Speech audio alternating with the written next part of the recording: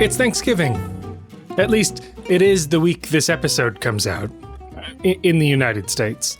If you're not familiar, this is an American holiday that is food-centric. As a vegetarian, the turkey at the center of the table wigs me out, but I, like many of my fellow Americans, am all about the side dishes. But what is a traditional Thanksgiving favorite when it comes to side dishes? Well, it depends on where you're from. The website Zippia consolidated data from Google searches across the country in November 2019 to see what Thanksgiving side dishes were being searched for most in each state. Mashed potatoes are a big favorite. From California to Minnesota, Illinois to Connecticut, mashed potatoes are the top pick.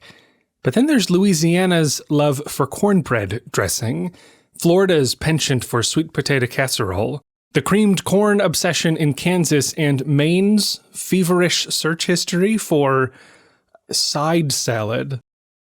Even within quote-unquote American culture, there's plenty of variation across the states. This website has made other fun maps as well, including the states that love pickles the most.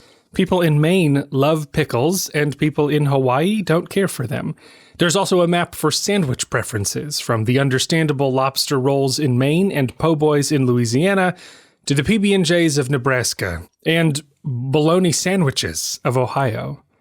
And sure, an unscientific analysis of Google Trends is one thing, but the geographical spaces we inhabit are tightly tied to our psychology. Election maps show the political leanings in one district versus another. Classic research on the American South unveils its unique psychology, and analyses of many countries around the world reveal important tendencies about people in one place versus another. But new research is pushing this perspective even further, looking at how people's prejudices clump together geographically.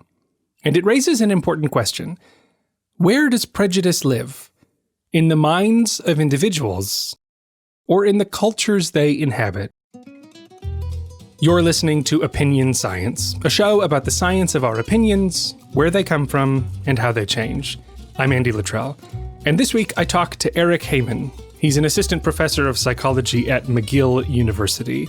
I met Eric a few years ago and quickly became a fan of his work, and I'm not alone. One of the studies he talks about in our conversation just won an award from the Society for the Psychological Study of Social Issues. Eric's been studying how prejudice varies from one place to the next. What's the average prejudice of Illinois versus Ohio? What about in one county in Ohio versus another?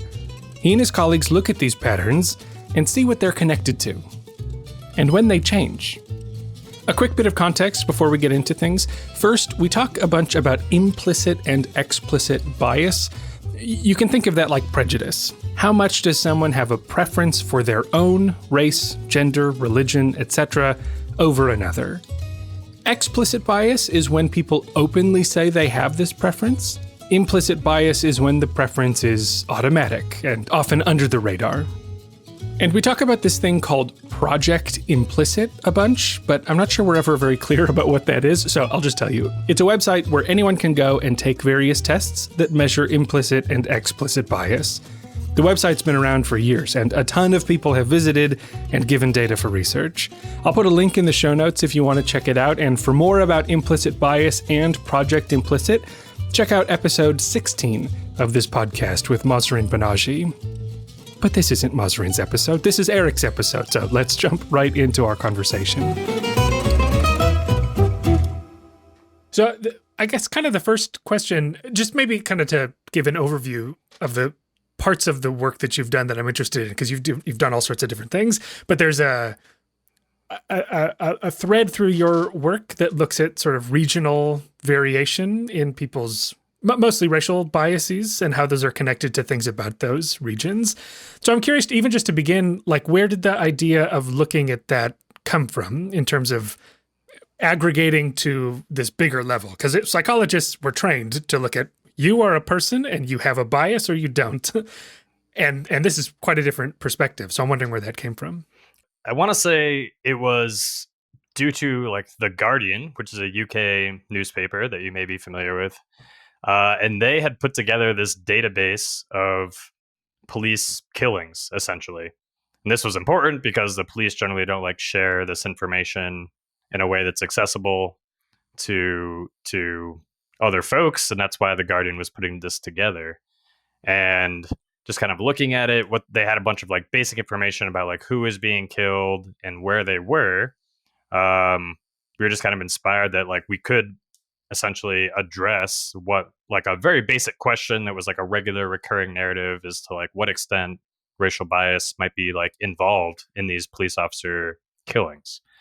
The other large piece, I think, James Ray, who was a student working with Christina Olson at the time, had put together this paper examining like how bias was related to segregation, and he had used data from Project Implicit, as you know about, this massive database, a really unprecedented database in terms of the amount of psychological data that it has, and that has location information as well. So those are essentially the two ingredients. We could like find and geolocate those police killings, and we could geolocate these estimates of bias to essentially examine a correlation between the two of them.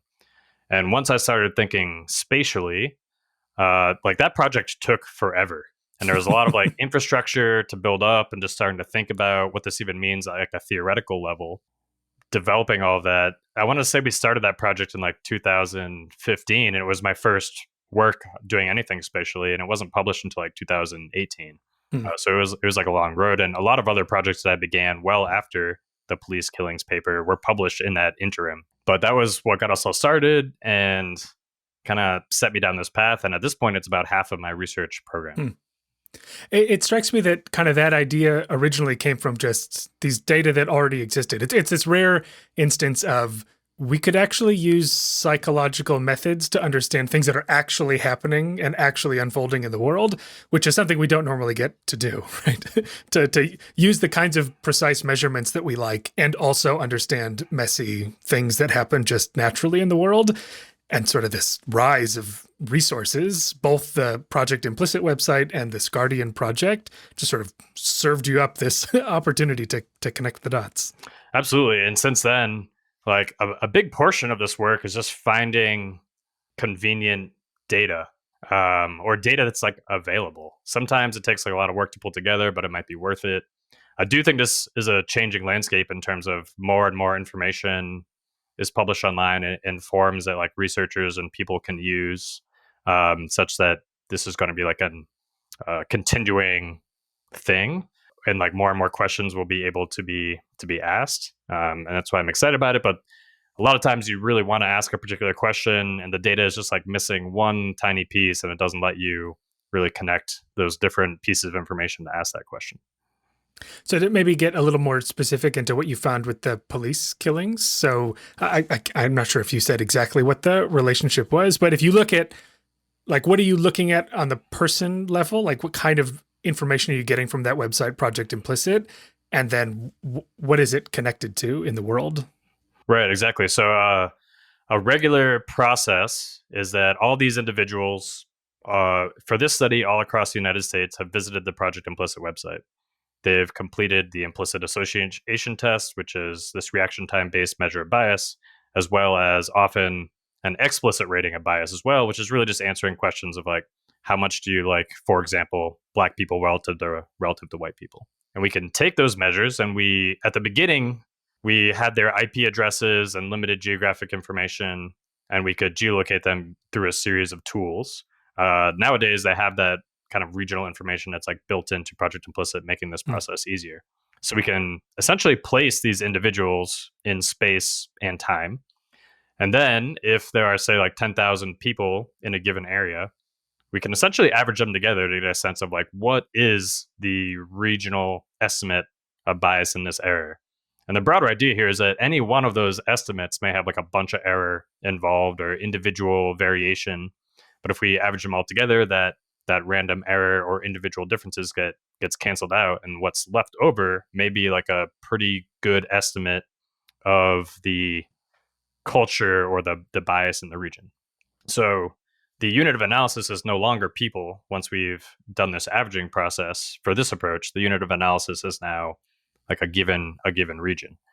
And once you get it to the region level, you can link up this measure of bias with presumably an infinite number of variables that are also at that region level, or that you've like got to that level through various other processes. So in this particular situation, we also did the same process with the Guardian, the counted data, looked at the total amount of killings that happened in that area.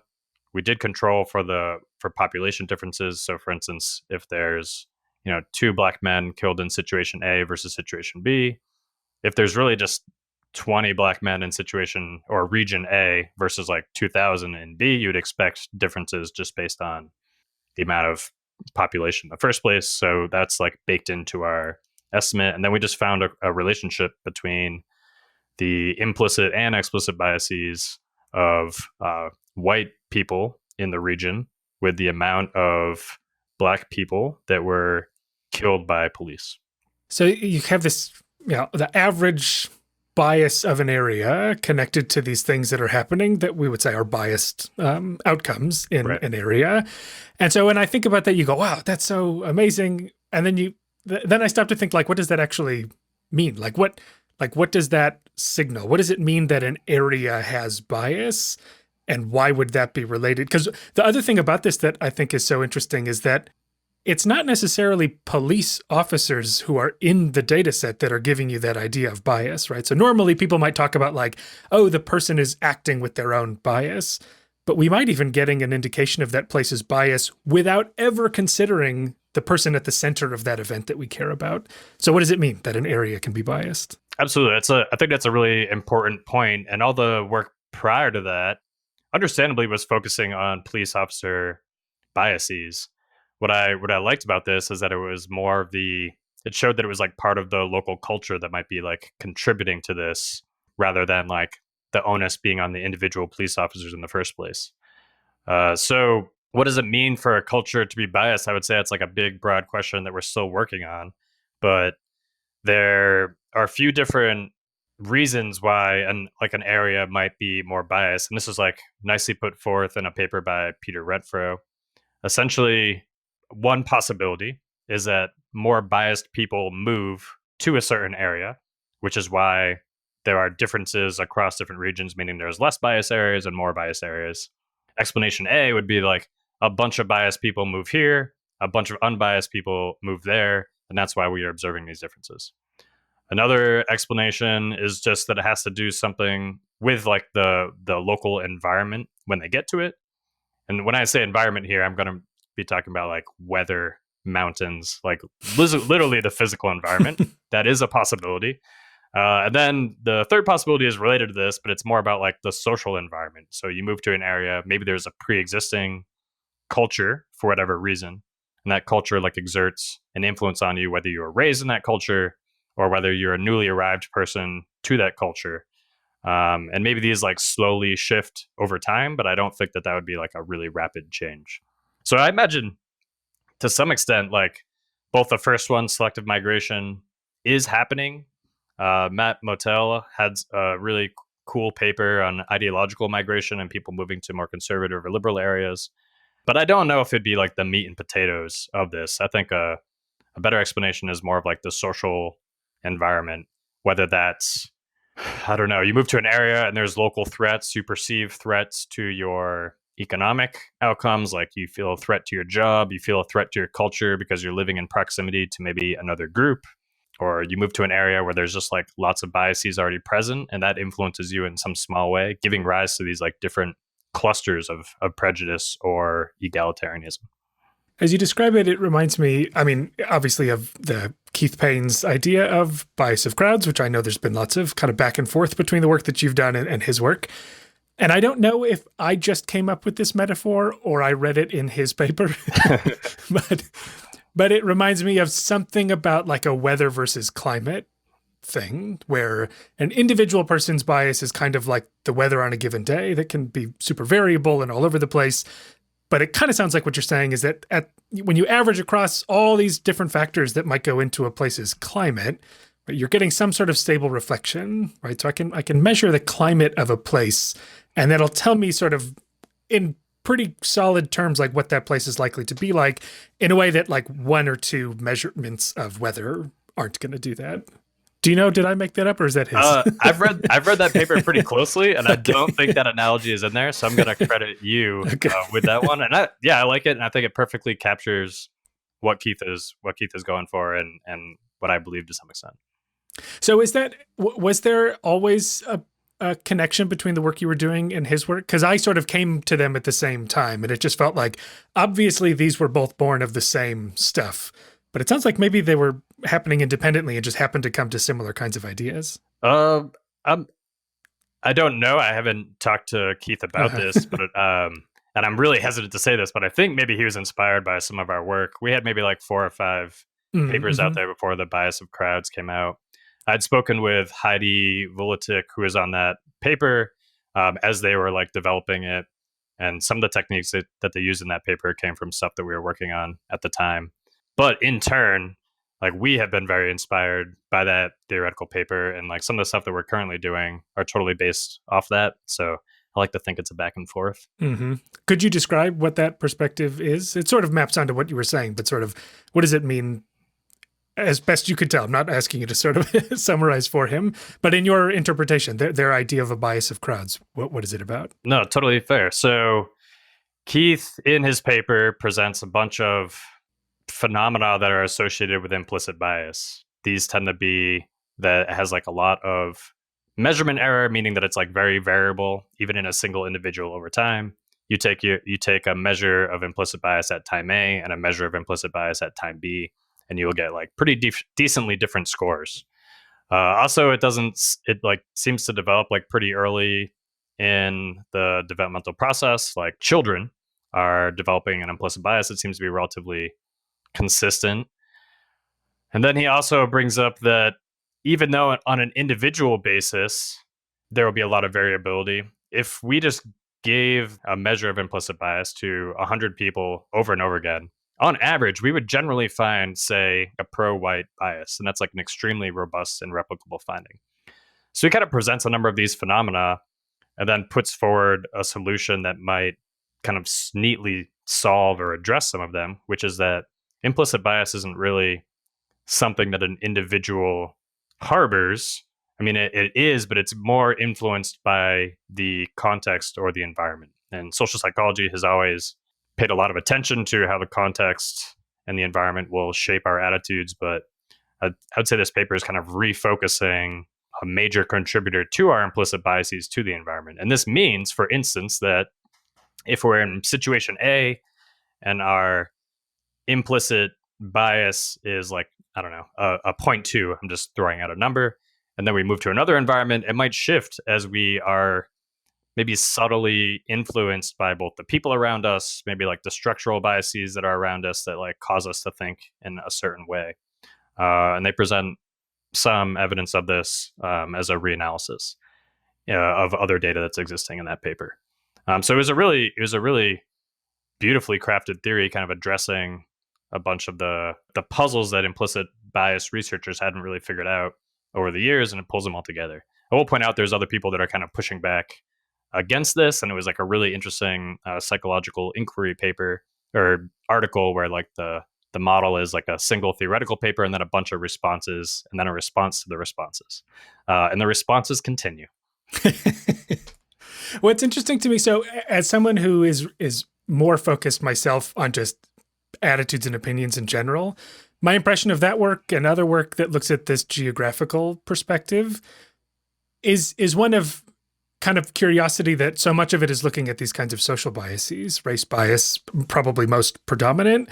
And so I wonder how much of that is because it's just people who were already doing racial bias stuff that then took on this perspective, versus there's something about a social bias that is most amenable to this geographical perspective, as opposed to like, you know, I prefer pie over cake, and that's probably my own preference, and I'm not picking it up from, you know, the Ohio air that I breathe. Maybe you've lived a pie saturated life. I could have, yeah. They've been around influencing you subtly over the time. Yeah, maybe. Certainly that is the case for me. Like I was already interested in I'm interested in intergroup stuff in general, but often that is race based. And so that was why a lot of our initial questions were going that way. But there has been, we've done some anti gay biases, work still social. Peter Renfro again and Sam Gosling do have a paper looking at spatial distributions of personality. Hmm. And but I feel like for the most part, so far it's been adopted by social science researchers interested in like prejudices, but maybe that will change over time. I do think spatial approach in general is like relatively newer to psychology. And I think questions like this will continue, but maybe it'll be interesting to see like where it branches out. I don't see things like self-esteem or I don't know, say like things like cognitive dissonance varying in meaningful ways spatially. But I've done some work with Michael Slepian, who studies like secrecy, and just like he's a good friend of mine, and we were just kind of poking around at some data out of curiosity, looking at whether like what secrets people hold Hmm. seems to vary geographically, and it does. So maybe when we're talking about personality factors that might be influenced by our local environment, we'll be more likely to see spatial variation. Hmm. I wonder too whether the kind of region you're looking at matters. So in this paper that is relatively recent of yours, you sort of go through the gamut of looking at counties versus looking at this sort of I don't pretend to understand what the core based whatever that is called is versus a state level. And so does it, those are obviously very convenient boundaries, but is there any sense? I mean, you've actually seen differences between those boundaries in terms of how reliable the measures are. So kind of what might those differences be and what do they mean for us in terms of thinking about the geography of bias? Right. Yeah. So there's an issue in this area of research and others, but it's very salient here called the ecological fallacy, which is the idea that like you might observe a particular relationship, say at the level of the individual, but then you might observe like a very different relationship if you had those same variables at the level of, say, the state.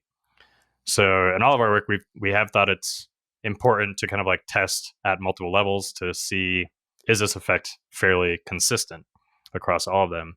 And I think what region you want to use in this work depends on your question. So we have a paper on how same-sex marriage caused changes in local anti-gay biases. And we did a state level analysis for that work because these laws were being passed at the state level. And so to use a county level when there's like a broader thing that's applying to all counties wouldn't really make sense there. But they do have different pros and cons. So if we stuck with a state level analysis, for instance, on, say, prejudice, I think Texas would be a good example where Austin is like this liberal bastion surrounded by like a sea of red. You're kind of like glossing over really big differences on smaller units that are within that broader region. The core based statistical area one that you brought up, which you can essentially think of as like cities and their like suburbs, tries to get around this, and that's why it's been constructed specifically. So these have been defined in a way it's like the people living in those suburbs are commuting into the city. So if you were to draw the boundary at like where the city actually ends, you'd be kind of like missing the people that are just in that city all the time and surely influenced by that. And in spatial analysis, this is known as like the aerial unit problem is like, if we're going to call this thing a unit, are we capturing all the people that are in it? Are we like inappropriately like drawing a line between two groups that are culturally similar? We don't really have this issue with people because we are just self-contained little units. Boundaries are clear. Right, right. So it's unique to this sort of analysis. Are there things about a particular place too that might make it more likely to show these regional biases? So I don't know if you've looked at like in general, one example would be this really nice graph that is coming to mind of sort of state by state, the relationship between implicit and explicit biases, right? And you just see this nice little scatter plot where the states that tend to be lower on implicit bias also tend to be lower on explicit bias. And so that is treating each state as though they contribute equally to the equation, right? Mm-hmm. And so what I wonder, in terms of research on culture, right? We know that there are these differences between tight and loose cultures, places where people are more likely to conform with whatever sort of the cultural leanings are versus cultures where people are more likely to adopt just their own idiosyncratic perspectives. And so part of me wonders whether you might see variation in how good or how useful the aggregated data are, depending on where those data are coming from. Does that make sense? Yeah, it does. I think it's an awesome question. So we're pretty loose, right? In the United States and North America in general, but other cultures that are maybe more tight or more homogenous, I do think that questions of like whether regional estimates of anything are going to predict outcomes really depends on having that variation in the first place. So I can't imagine, say we go to a place that's like all the different regions are fairly homogenous, everybody has the same attitude.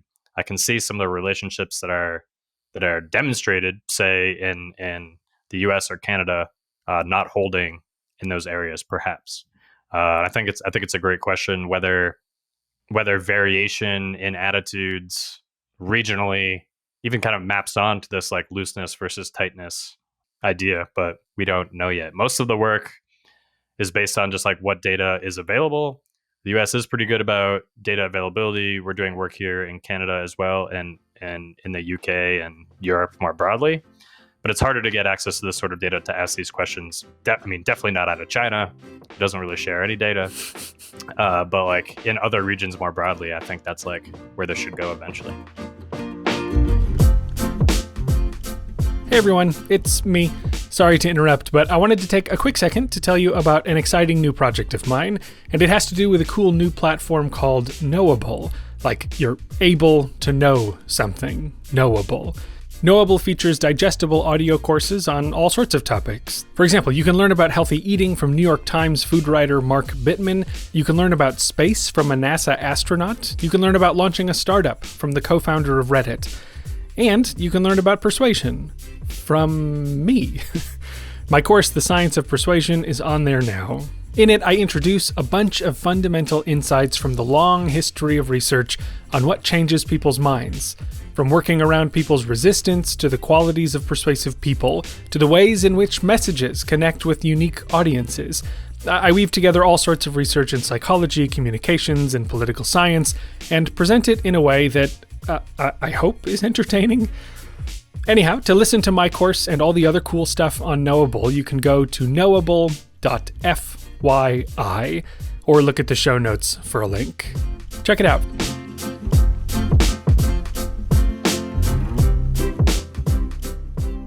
I was going to ask, you mentioned the study with same-sex marriage legalization, which is another just very cool example of what this kind of perspective brings. So would you mind kind of just summarizing what that project did and what it found? Absolutely. So we became interested in the role of government legislation causing changes in bias. And even zooming out a little further, this is a broader question of norms. And can government laws be perceived as norms in a way that are going to be influencing the attitudes of people who exist locally in that area governed by that norm? So the norm that we're looking at here is whether it's appropriate or legal for same-sex people to get married. The US was a really great place to study it in a causal way. So many folks have learned like correlation is not causation. In questions like this, we can't manipulate the variable, which is like, what is the norm in your area? We can't manipulate the law saying it's okay for same-sex couples to be married. But there's like 50 different states, and they all passed same-sex marriage legalization in some functional form at different periods of time. And that's great for a researcher because it really lets you rule out alternative explanations. And you have like 50 different units in which you can essentially compare like what was going on with bias ahead of time and what was going on with bias afterwards. So because of this design, like in terms of observational data, lets you make like a really strong case for a causal argument that the law is causing changes in bias specifically. And that's essentially what we did. So we looked at, there's both an implicit and explicit measure through Project Implicit. We also incorporated data from the American National Electorate Survey. This is a different source of data asking about attitudes towards gay men and lesbians. And we just plotted these trends over time, like before the the law was passed, and after the law was passed, essentially across all 50 states. And we found that while anti-gay bias was decreasing, even prior to this law being passed, following same-sex legalization, it was decreasing at a sharper rate. And so because of this design, we can attribute that change in slope, essentially, or the rate of change over time to this legislation. And the time scale is pretty quick too, actually, right? Like we're not talking about centuries of change that need to happen. And it's not even decades, right? I mean, the data you have are within what, a couple years as those laws rolled out. And so that's a pretty quick downturn, right? Like probably your data probably can't speak to it, but even within like the next week or 2 weeks, what kind of, when were you able to capture that downturn? Yeah, I mean the trend after the law or legislation has been passed locally is kind of estimated on everything afterwards. Mm-hmm. So essentially, we're saying that that is happening immediately, though of course that's not happening immediately for everybody. And it does seem to be happening fairly quickly. I do want to point out that it seemed to be responsible for about like 3% of the variance overall, which at first I was quite disappointed by. And I think getting used to running experiments in the lab, you get used to your models essentially explaining, I don't know, 60% of the variance. 3% of the variance seems like a really small number in terms of how much it's influencing overall people's biases. But for that paper in particular, kind of in the review process, we started looking up field interventions and what is a reasonable number to expect in the first place. And that 3% number is like pretty great from what I understand. So there's considered a gold standard intervention for young Black boys living in cities, and it's about reading. And it's like receives millions of dollars in like funding from the federal government, generally supported by lots of research and people in that area. And it's responsible for about 3% of the change in terms of like those individual children's reading ability. And just like another example, one that I always like. So if you were a baseball manager and you had to put in your best hitter versus your worst hitter for like the final bit of a game, like that decision is like 0.00003% of the variance in terms of whether there's going to be a hit or not. But this is something that like every baseball manager would endorse everywhere. So even though these things can have like tiny little effects when we think about them as a percentage of variance, I guess you can think about this effect influencing people's biases in the presence of like the whole slew of other things that are happening in their life, in their culture, in their personal variables and what they have going on. And so it doesn't seem so bad when I think about it like that. But I want to keep it in perspective, I guess. We're not changing these people totally. They're just like little tiny tweaks.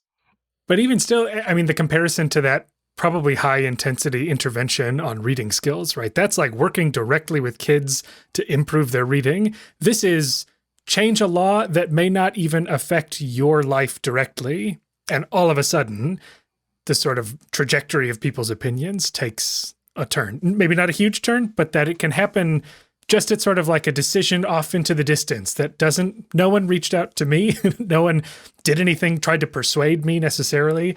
It's just now there's a change in the culture and my views might take a slight change as well. That makes it all the more impressive, I feel like. Huge. Yeah. And I think I've really, through this study, came to appreciate the value of like norm research more. This has been a thing around in psychology forever.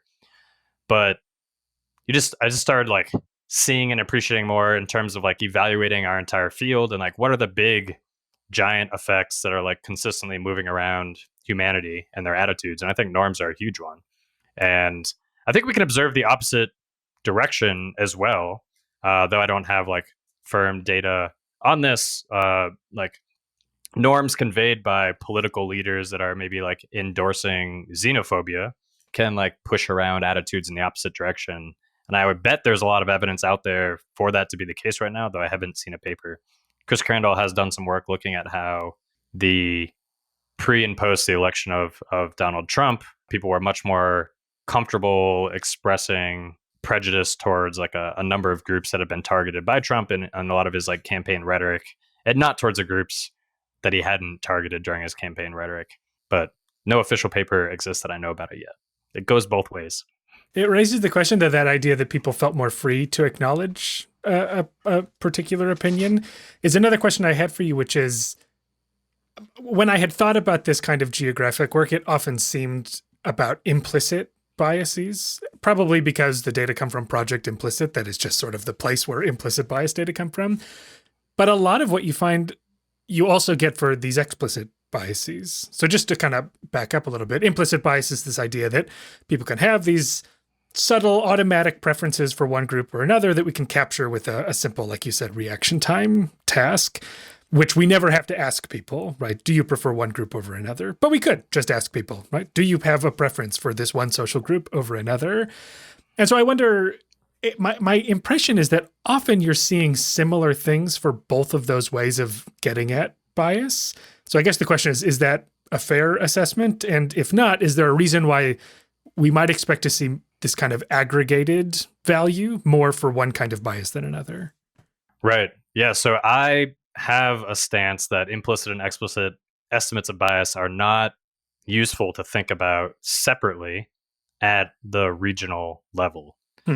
So typically at the individual level, implicit and explicit bias correlate at like 0.2, 0.3. And this low correlation has often been interpreted as evidence that these are like separate constructs or values or ideas that exist in our mind. For instance, at the state level, it's dramatically different. So regional aggregates are correlating at like 0.8 or 0.9. And then that goes down the smaller the regional unit is. So at the core-based statistical area that we mentioned before, it's like a 0.6 or 0.7. But you're totally right. Almost everything that I've studied is equally predicted by implicit and explicit. And I just think of them as like two different ways of measuring bias. And that's really what I care about. We haven't found consistently that like implicit bias will be predicting one type of regional outcome, whereas explicit bias will be predicting another type of regional outcome. So for the purposes of the regional work, I just think they're like both useful information that should be incorporated simultaneously. And kind of going back to the bias of crowds model, one critique I do have is that a lot of the patterns that Keith Payne and colleagues pointed out about implicit bias at the regional level are also the case for explicit bias at the regional level. And yet the phenomena that he describes at the implicit level aren't there for explicit in the first place. We have high test retest reliability with explicit bias. It doesn't seem to vary as much over time. So I don't think we yet know the whole story about how the environment is like shaping our biases. And maybe it's shaping our explicit biases more than we might think as well.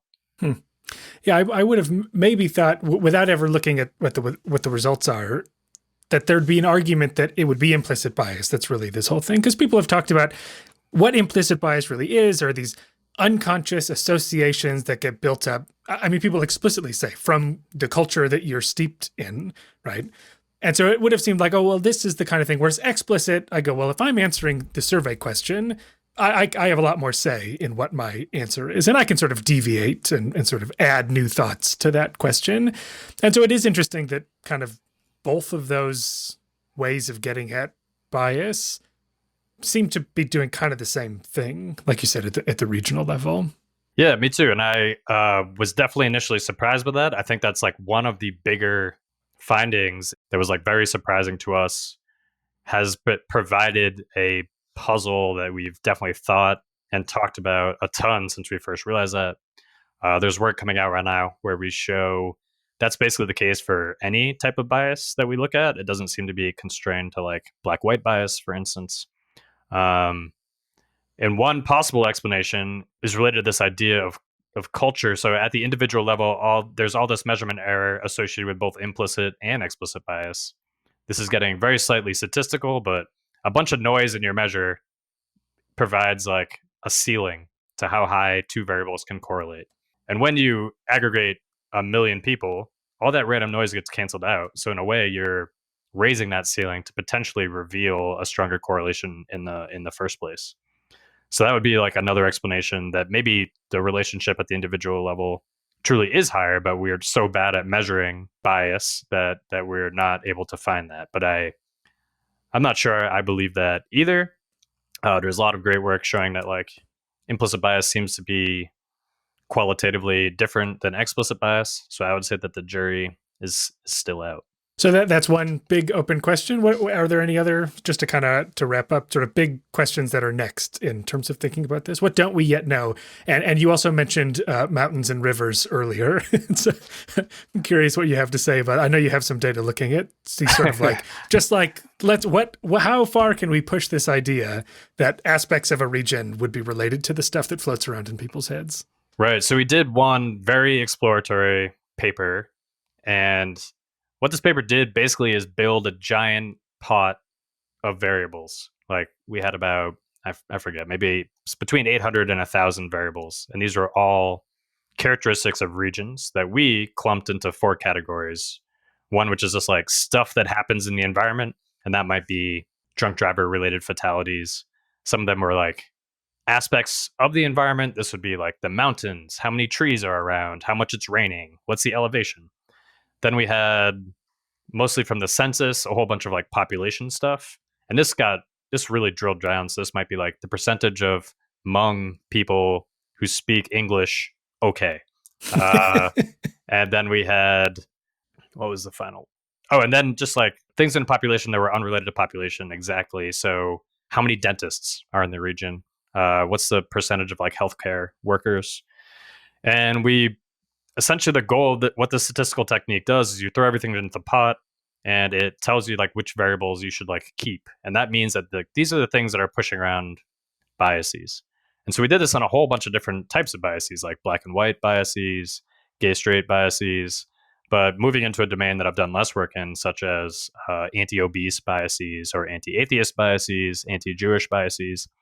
And our goal was to find out, do we find any consistent predictors across all of these biases? And if we do, it's unlikely that it's just chance that variable was uncovered.